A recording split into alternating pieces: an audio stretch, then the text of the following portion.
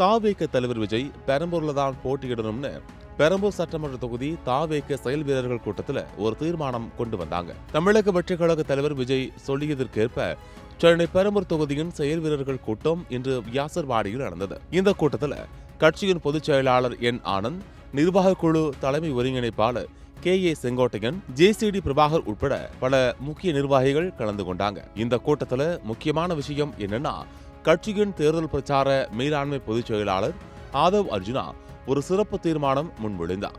அதுல வர 2026 சட்டமன்ற தேர்தலில் தலைவர் விஜய் பெரம்பூர் தொகுதிகளில் இருந்து போட்டியிடணும்னு சொன்னார். அப்போ அவர் பேசும்போது, நம்ம நிர்வாகிகள் அமைதியா பிரச்சாரம் பண்ணிக்கிட்டு இருந்தப்போ அவர்கள் மேல கை வைத்ததால தான் தலைவர் முதல்ல வடச்சென்னையில களமிறங்குறாரு.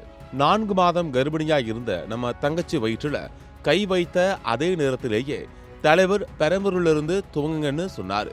சென்னை எங்களுடைய கோட்டைன்னு சொல்றாங்க இல்லையா, அதனால தான் முதல்ல சென்னையில இறங்குறோம். இனிமே சென்னைனா தாவேக தான்.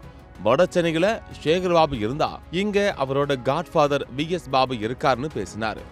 இந்த தீர்மானத்துக்கு ஆதரவா பேசிய பொதுச் செயலாளர் என் ஆனந்த், தமிழகத்துல உழைக்கிற மக்கள் அதிகமா இருக்கிற ஒரு முக்கியமான தொகுதி பெரம்பூர்.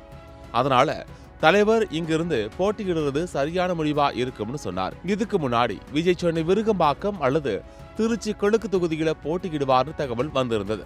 ஆனா இப்போ விருகம்பாக்கத்துக்கு பதிலா பெரம்பூர்ல தான் அவர் களம் காணணும்னு தீர்மானம் நிறைவேற்றப்பட்டிருக்கு. கூட்டம் முடிஞ்சதுக்கு அப்புறம் செய்தியாளர்களை சந்தித்த செங்கோட்டையன், விஜய் யாரை கை காட்டுறாரோ அவர்தான் வெற்றியாளர்னு நம்பிக்கையா கூறினார்.